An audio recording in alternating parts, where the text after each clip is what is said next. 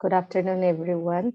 I would like to welcome you all to the Multicultural Conclave 2020, organized by the Department of English and Humanities, observing the 21st February, the International Mother Language Day.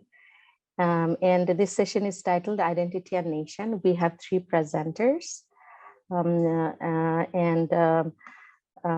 every presenter, each of them will have 10 minutes, and we'll have a 10-minute question answer session as well toward the end. So you can write your questions in the chat box, and I hope the presenters will, and you should actually mention the name of the person to who you are asking this question, and we will get back to these questions after the presentation is over. So I would like to first welcome Dr. Muhammad Raqibul Islam, Aligarh Muslim University, to present his paper titled Nation and Narration, Representation of Bangladesh in Monica Ali's Brick Lane.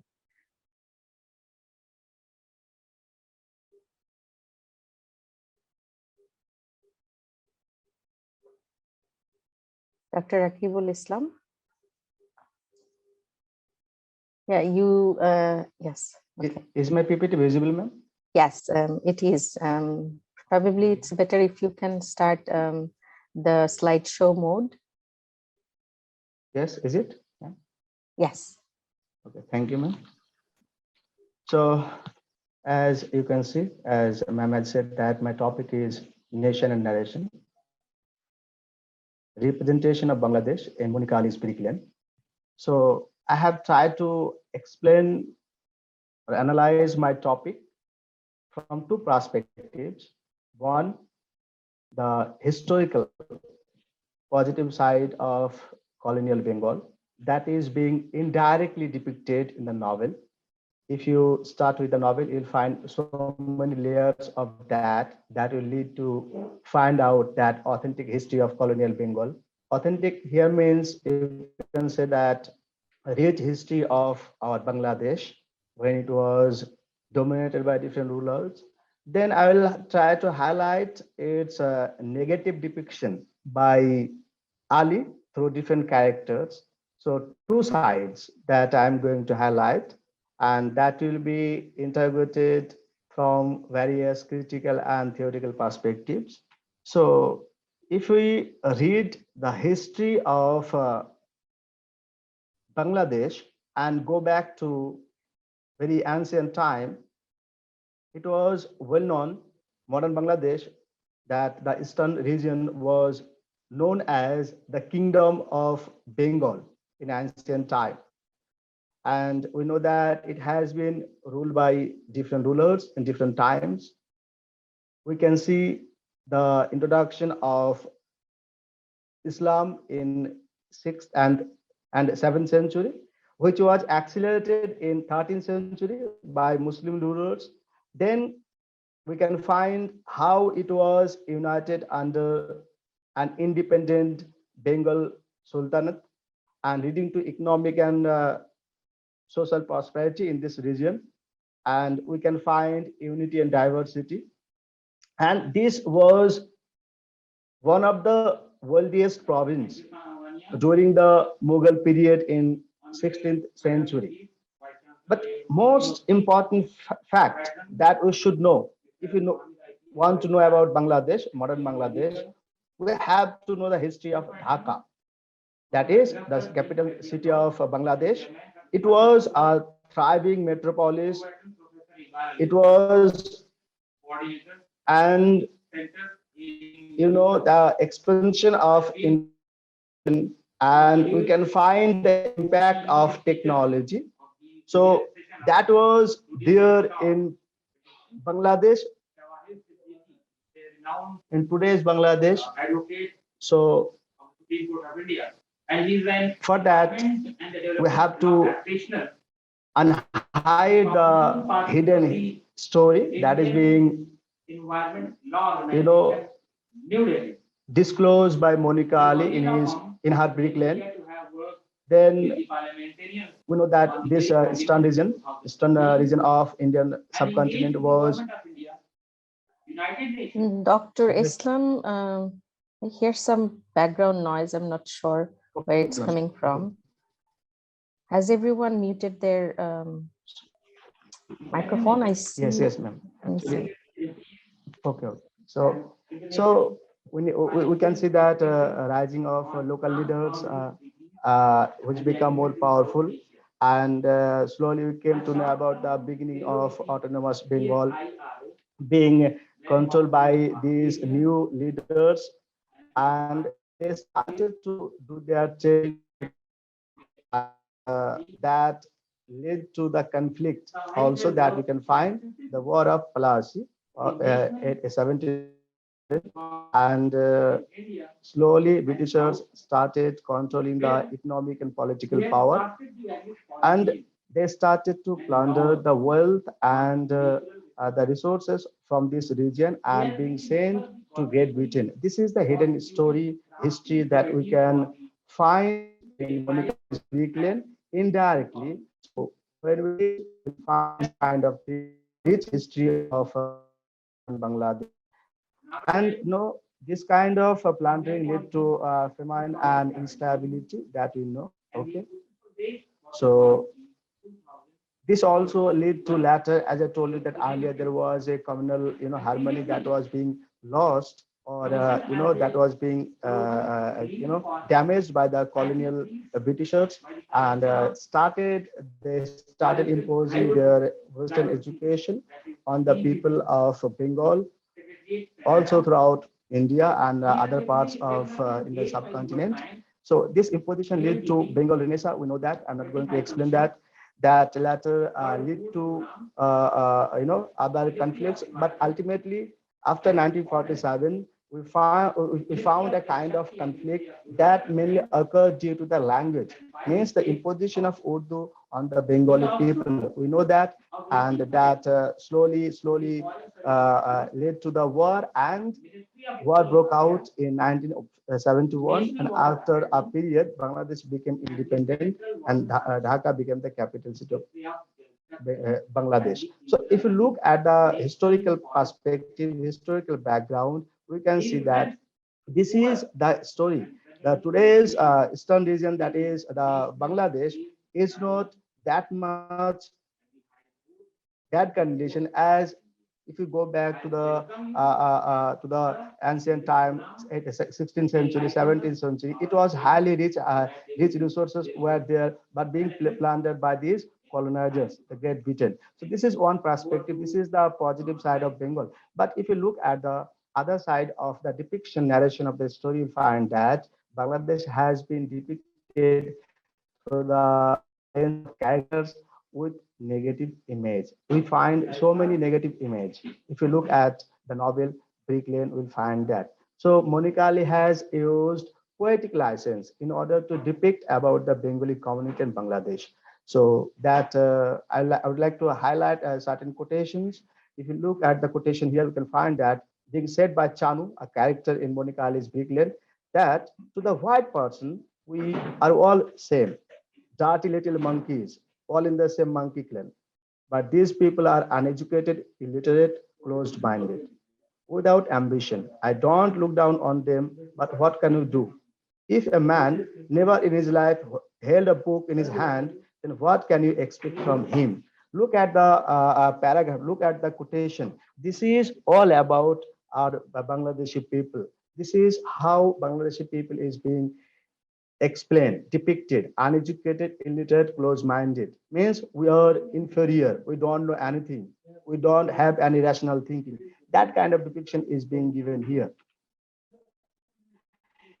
And another quotation, very important quotation, if you look at, you can see that spreading rumors is our national pastime. So this is one of the famous quotation used in the novel. This is talking about the gossiping. And here it is being said that Bengalis do engaged in gossiping, not only Bengali women, but also Bengali men. So this is a kind of uh, depiction that totally damaging the concept about the Bengalis, means the Bangladeshis, that is being said here. And that was being supported by Annie Ellis Gilman. There is a quotation from You have 2 that more is minutes left. okay. So this is one quotation that I would like to highlight. There are so many things like that. Characters are being depicted negatively, means it is being said that the women are being only given the Bengali version of the Holy Quran, whereas men, the Holy Quran, the Arabic version of the Holy Quran is exclusively prescribed for the men. That kind of thing is being depicted. Then also it is being said that the women of Bangladesh are very emotional, irrational, morally and ethically corrupt. That is being depicted through the character of Mrs. Islam. We can find other things like that is the dominant attitude of Bangladeshi men or women, that is also being said in the novel. These all are the negative pictures, whereas we can find a character like Razia, who is the mouthpiece for all the oppressed women who wants to survive independently. This is what there is a kind of hope through this character who fights for her right, and she has tried to challenge the dominant class in Brick Lane where she is residing. Then there are so many things like she has stopped wearing saris and other things which depict the tradition culture of Bengal. So this is what I wanted to say, and I have used important theory, that is the book of Edward Said, that is Orientalism. I'm not going to read this one. So there is an imposition of Bengali cultures. We Your can time see. is up. Okay, just a second, ma'am. So we Yeah, can sure. find the Please start. conflict between the second generation and first generation character who are residing in Brick Lane, that is Tower Hamlets. So these are the things. With a short of time, I will not be able to cover. So this is one thing I would like to say, that we find in the novel Rush the Affair. You know that the novel certain verse create some kind of chaos. We know that. So that kind of element we can find in the novel Rush the Affair. So this is one thing I would like to highlight. Have we lost him?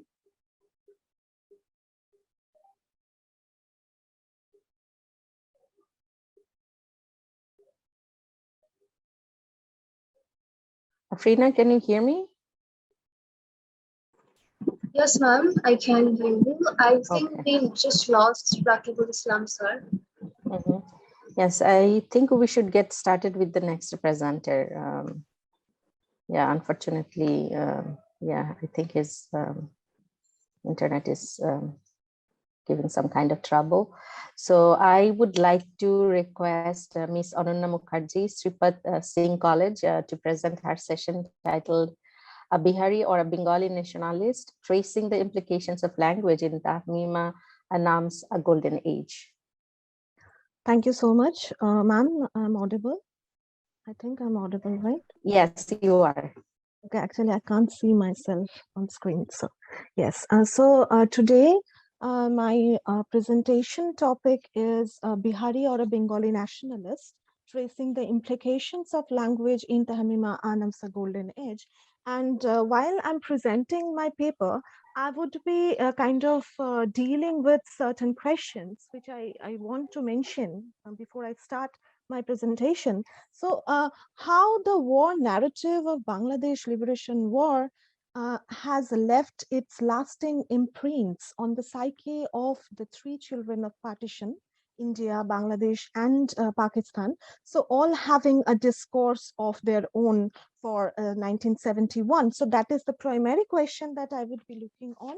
And the next question that I would be dealing with is how language plays a very important role in shaping the narrative of nation. So I would like to start my presentation. Tahmima Anam's Golden Age is a fictional retelling of a bleak setting, kind of, it's set in the milieu of 1971 Bangladesh Liberation War from a diasporic narrative of a Bangladeshi woman, Rehana Haq. So it reverberates the diasporic sensibilities in exploring the socio-political forbearance in Bangladeshi war narrative and tries to intrude into the personal space of the female protagonist. So this gripping narrative reflects the susceptibility and restrained emotion that adroitly weaves the mayhem of Bangladesh Liberation War. So this account specifically delineates the struggle of individuals living in Bangladesh and surviving under the shadows of revolution. So Rihanna is actually the point that I would be looking towards is it's actually that Rihanna is not native to Bangladesh. Instead, she came here after marriage. So she married with Iqbal, who died very early, and after that, she was left with this scuffle to survive. So this is something that is kind of that creates this contestation in one's identity formation in a newly emerged country. So that is the point that I would be making. So now, if I have to quote Clara Silano, who associates Rihanna's identity with the Muhajir and comments, I would like to quote her that Rihanna's Muhajir identity functions neither to ground Pakistani nationalist myths nor to embody exclusions or displacement from the nation. Rather, Rihanna's Muhajir identity simply gets left behind as she and her children become more deeply embedded in another nationalist narrative. Of course, war arrives, and from March to December 1971, Rihanna becomes increasingly more bold in and committed to resisting the West Pakistani occupation. I unquote her. So now Rihanna's narrative emerges out of her memories in Calcutta, where she was born, and where she belonged. Okay, so how her life changed in Bangladesh, the displacement and isolation, how that is working as a dual control exercised by patriarchy, where her house that she named as Shona stabilizes Rihanna's once uprooted identity within a patriarchal wall. So it forbears its significance of Rihanna's displaced identity as a widow, first of all, and her effort to re-establish it within a situation under surveillance, the surveillance of the nation state. While talking about uprooted identity of marginalized women in a state of surveillance, I would definitely want to picturize kind of Anam's picturization of the Bangladesh as an emerging independent nation, shedding all ties it has with its motherland, West Pakistan. So a golden age narrates the Bangladeshi struggle for independence from Pakistan and the contribution of Rihanna in it. The partition that took place in 1947 becomes the progenitor of new boundaries that wages across the Indian subcontinent. So the separate entity of West Pakistan and East Pakistan was like a spasm to India and to the other nations that were also kind of in the process of development. So Anand's novel actually authenticates East Pakistan's struggle to eradicate ties with its mother country, West Pakistan. So this struggle therefore creates a space of displacement and puts forth the agonies of isolation from the motherland, the separation and the isolation from the motherland. So Rihanna's displacement and her conflict as a mother in Bangladesh can be seen as an uproar of a war victim who tries to protect her children before falling into the swamp of nationalism. So nationalism plays a very important role, and the concept of nation formation and nation building, that is kind of, you can say that that is embedded with this identity formation and the politics of identity. So in any nationalist discourse, I would like to quote Saman Ashfaq, that in any nationalist discourse, women play a central role in the imagination and construction of the nation state, where the nation is often venerated as a female. I would like to point out here that especially as a mother, drawing upon images of purity, honor, and nurture. So it is always thought that it is a kind of a concept that if you are a mother, you have to be a very nurturing mother. You have to be all sacrificing. So somehow nation and this image of mother is quite synonymous, and we are kind of accustomed with this concept that whenever the attack is made upon the motherland, the attack is also made upon the female body. So it is all about the usurpation of female body and how they react against it. So this is the point of this is the focal point of resistance that Anam is trying to portray. And here is this role of language, how it shapes her identity, because initially she was thought as muhajir, but later what happens that she is actively participating in Bangladesh's liberation war, while her love for Bengali identity, her love for this Bengali language is somehow shaping her identity, not only, and it is not restricting her identity not only as a mother, but as a someone who celebrates this idea of this nationalism, and to a certain extent critiquing this idea of nationalism too. So while I'm trying to point out this quotation that was there in Anam's text, A Golden Age, that when Rihanna realizes this, that by the end she found herself shouting "Joy Bangla, Joy Bangla, Joy Bangla" with the crowd, the rhythm of her words chiming with the hard thump of her chest, and she recognized at once that the incredulity thrill of shouting, Rihanna suddenly felt young, plunged into a world of limitless possibilities. So the incessant nationalist zeal in the voice of Rihanna creates a transnational discourse that works in Foucauldian way of creating space for contestation, simultaneously you can say a mythic and a real contestation of the space in which we all live. So the slogans used by the Mukti Bahini essentialize the Bengali identity and shows that irrespective of the religious avidity, Bengalis were You very have much 2 minutes left. Yes, ma'am, I know that. Thank you. So now Bengalis were very much concerned about their ethnic identity within a nation. It resonates a concept of a community. It creates a space that is comfortable in exercising a set of ethnocultural values, incorporating their linguistical merits. So this cultural identity and this kind of this contestation between the homeland and this contestation of identity that is shaped through language becomes a very kind of a pivotal point in discussion in my paper. So Bangladesh Liberation War could be seen as a struggle of an ethnic minority fighting against the ethnic majority. This novel enables the reader to understand how Bengali as a language initiates a pivotal role in shaping Bangladesh's new identity. So there is a continuous conflict within the nation, that is with the Urdu speaking community and a Bengali speaking community. So this was in response to Bengali language, since the Bengali minority were restricted to have their own mother tongue and pressurized upon considering Urdu to be their mother language. So this incessant adherence in protecting one's own linguistical identity predominates the cause of this contest. So I would like to end my discussion here. I'm grateful to you for giving me this opportunity. Thank you so much. Thank you so much for listening to my speech. Thank you so much. Thank you, Ananya Mukherjee, for your presentation. I would like to request Shamima Parveen and Sohana Parveen to join room 2, because that's your room actually. So I had a message from our coordinator to request you to be in room 2 if you are here.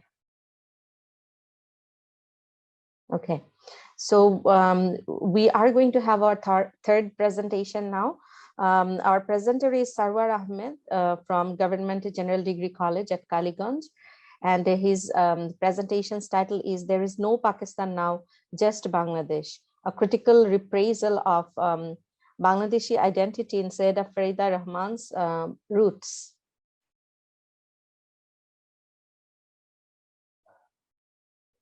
Mr. Sarwar Ahmed, you need to unmute yourself.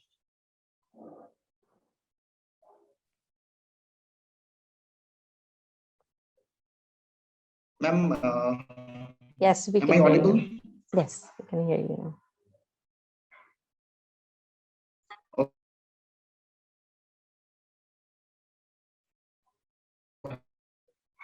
Okay.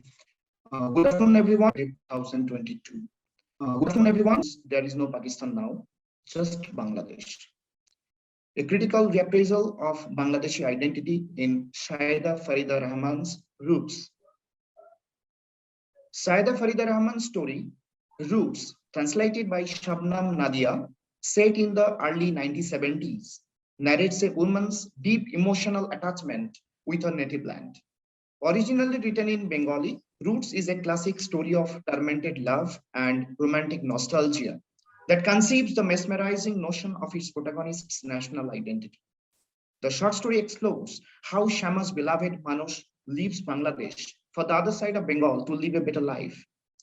It offers the psychological dynamics of its characters, Shama from Shakharipotti, Old Dhaka, and Manoj hailing from a village named Shonamukhi, Rajshahi.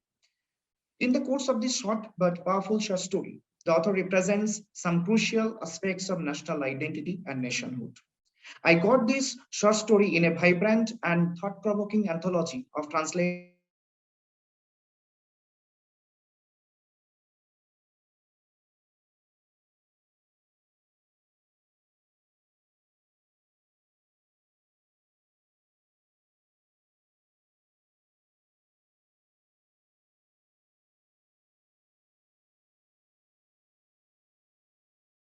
in Bengal as a doctor. Her rejection of his marriage proposal would delineate her patriotic fervor and her concept of nationhood. At this point, Shama asserts, our dream was in tatters. Manoj, you left for the other side. This Bengal and that Bengal, two Bengals under the same sky. The sky, the air, the light, this hadn't been divided in 1947, just the borders. There is no Pakistan now, just Bangladesh. In the second half of the story Roots, the narrator catalogues the reasons to love her country and to die in her motherland. A critical reading of the story would definitely highlight how Bangladesh has been undergoing massive transformations since the independence of Bangladesh in 1971. This paper also examines an individual's unwavering commitment to her Bangladeshi identity. In 1947 and again in 1971, there were those who gained a nation and those who lost a country. For the last majority, country was something they had always thought of as the place where they were born and where they would like to die. In Roots, Shama is ever ready to serve a nation whereas her lover Manoj becomes a kind of refugee by his own choice and loses his national identity as a Bangladeshi. In no circumstance, Shama is mentally prepared to migrate to other side of Bengal. In this context, I like to highlight two terms, patriotism and nationalism, to critique Shama's decision to live in her own country, that is Bangladesh. The term patriotism refers to the feeling of attachment and commitment to a country, nation, or political community, whereas nationalism is loyalty to one's nation. Nevertheless, these terms, patriotism or love of country, and nationalism, loyalty to one's nation, are considered to be synonymous. In the truest sense, Shama of Sayyida Farida Rahman's Roots is a true patriot and nationalist. Roots is the story of relationship between the opportunist Manoj and patriotic Shama in the backdrop of post-independence Bangladesh.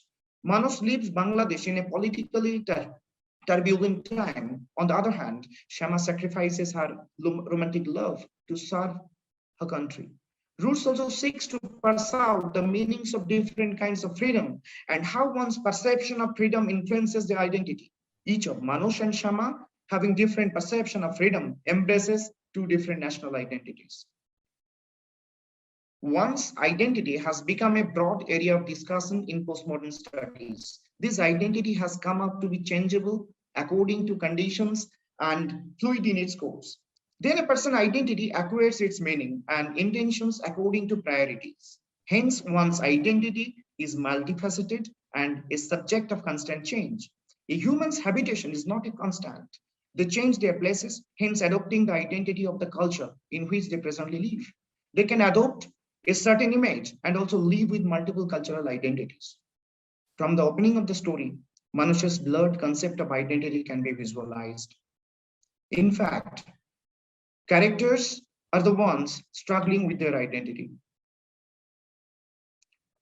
Identity as defined by Sissoe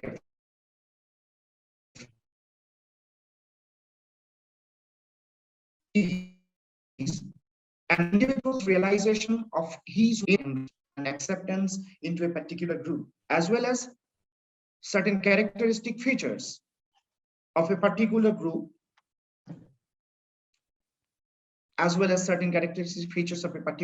that automatically assign an individual's group membership. The identity of an individual is thought to be safe and secure as long as he or she lives in his or her preferred community. But when he or she is forced to accept other community and its culture against his or her will, the identity of the concerned person is challenged and becomes questionable. This loss of identity is very common in post-colonial study.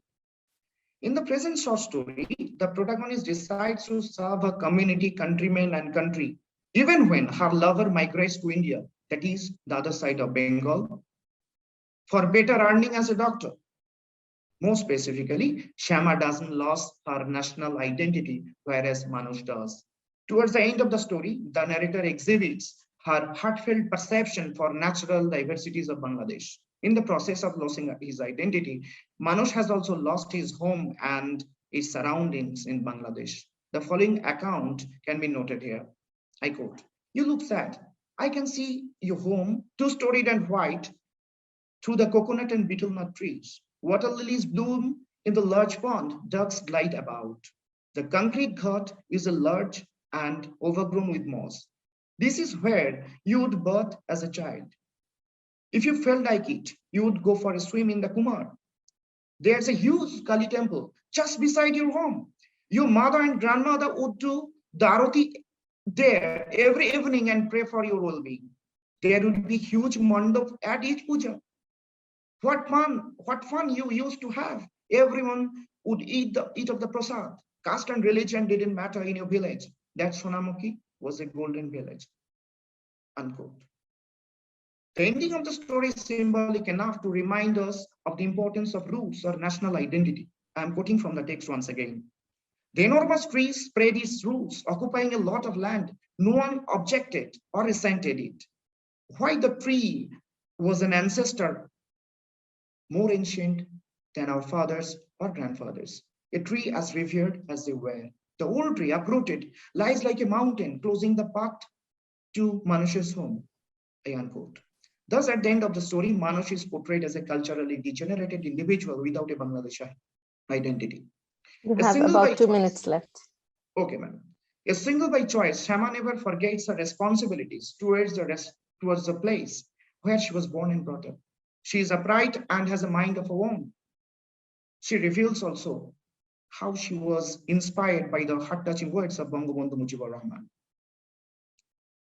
Shaida Farida Rahman's short story can be regarded as very successful in introducing important concepts of Bangladesh identity and nationhood.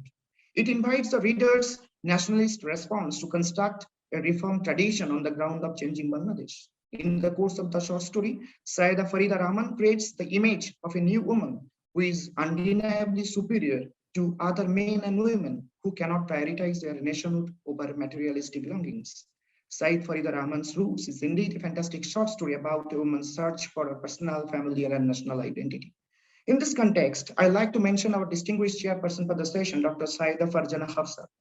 Just like Shama of Saida Farida Rahman's short story tools has already left lucrative job offers at different foreign institutions and universities to disseminate her vast area of knowledge among young minds, and also to serve our native land, Bangladesh. Along with many, she also becomes an indispensable part of the nation building project of Bangladesh. At present, Bangladesh needs more shamas as doctors, leaders, engineers, academics, administrators to transform every sphere of Bangladesh. To script a new chapter for a Notun Bangladesh, it's essential that every daughter of this country gets access to education and studies with such gusto that she can formulate a true Bangladesh identity to compete on the global stage in the best possible way. Thank you, ma'am. Thank you, everyone. Thank you very much, Mr. Sarwar Ahmed, for your presentation.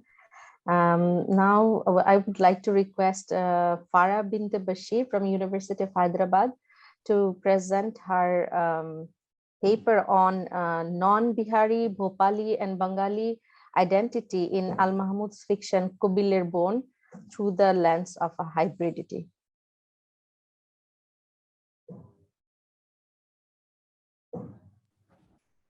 Thank you so much, ma'am. I'm just sharing my screen.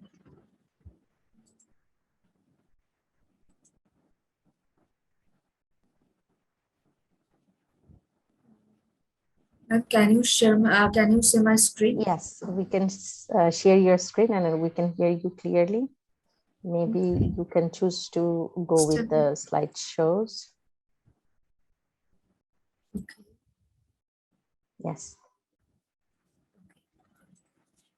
Good afternoon, everyone.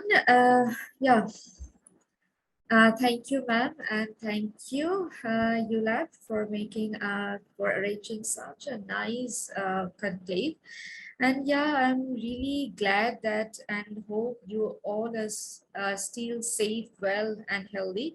And I'm really feeling glad that we could still meet in this pandemic through this virtual platform. And today, my today's presentation will be on non-Bihari or Bhopali, non-Bihari, Bhopali, and Bengali identity in Al Mahmood's fiction Kabiler Bone through the lens of hybridity. Okay. Al Mahmood is a Bangladeshi poet, novelist, and short story writer. He is considered to be one of the greatest Bengali writers in the 20th century. His frequent use of regional dialects and language dominates his work in Bengali poetry and mostly Bengali language-based literature. The thing is, in 1950, he was among those Bengali language writers who put Bengali movement kind of elements in his writings, in his literatures, and nationalism, political and economic repression, and the struggle against West Pakistani government. The thing is, today we are going to talk about the book Kabiler Bone, written by Al Mahmood. Kabiler Bone, the sister of Kabil, this novel almost portrays the same thing that the movement of 21st February happened in 1952. We got the idea of nationalism, the Bengali language movement, and so many political motives, even the leadership of Sheikh Mujibur Rahman, and so many political motives. However, the most important thing on this paper is we get so many ideas about different cross-cultured identities, like someone's father is from one identity and his or her mother is from another identity, and he or she is born and brought up in another identity. And then the thing is, we can consider them, or we can consider his or her as a hybrid identity. The thing is, this book, Kabiler Bone, here there is some character like Kabil. Kabil is the protagonist here. Even Roxana, she plays an important role here. Even Roxana is Kabil's cousin. Even Momena, Andalib, Anjuman. There are so many characters, but we can see that those characters are really hybrid characters. Because in that time, when Al Mahmud wrote this book named Kabiler Bone, or the sister of Kabil, we can see that was the time when we were together, like East Pakistan and West Pakistan, we were together. And there was a crisis through our identity, like the Bengali identity, the Bihari identity, and there was another identity like Bhopali identity, that people came from Bhopal or even Kolkata. And there are so many Muslims also, they were from Bhopal or Kolkata. But the thing is, they used to think that the Muslims, or the Muslims from East Bengal, the Muslims from East Bengal, they are the Bihari, but that was not the right things on that time. In this presentation, or my paper is basically based on that argument, and the objectives of my paper is basically to analyze Al Mahmud's Kabiler Bone and to create distinction among the non-Bihari, Bhopali and Bengali, that sometimes we think that, okay, you are East Pakistani Muslims and then you are Bihari, but things are not like this. But someone can East Pakistani Muslims, but still he or she or they can be a non-Bihari, they can be a Bhopali, or definitely they can be even Bengali, and even they can be a hybrid identity, they can be a hybrid identity also. And this is basically my objective of this paper. And I used qualitative research or library research and critical discourse analysis, CDA method for this research. And theoretical analysis is basically discussing Kabiler Bone in the light of hybridity. And Homi Bhabha is important here, because according to Homi Bhabha, it is always highly probable to have a person with a mixture of a cultural varieties, where the mixture is categorized as hybridity. That Homi Bhabha always claims that hybridity or cross-cultured identity is like a water, or a cultural identity or cross-culture or a person's identity is always a thing like a water, or is always like a liquid, that a people or a person, he or she, they can where they born and brought up,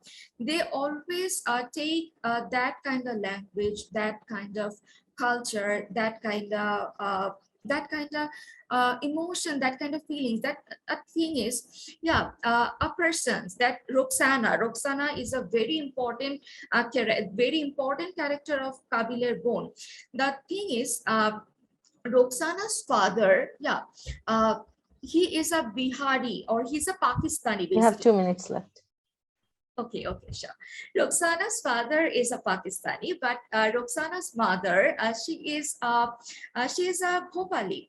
The thing is, Roxana's born and brought up was completely in Bengal. Then Roxana can talk in Bangla. Roxana can understand Bangla. Roxana went in Roxana's friends, they were Bengali, then how can we claim that Roxana is a Pakistani? How can we claim that Roxana is a Bihari? Even Roxana always felt offended then when people claimed Roxana as Bihari. So yeah, in this book, Kabiler Bone, this is Kabiler Bone, yeah. Here Roxana said that Amar Nana Bihar ka rahne wala nahi, they are from Bhopal, लेकिन अपना मुल्क में सब लोग उर्दू कहने वाले को बिहारी समझाता.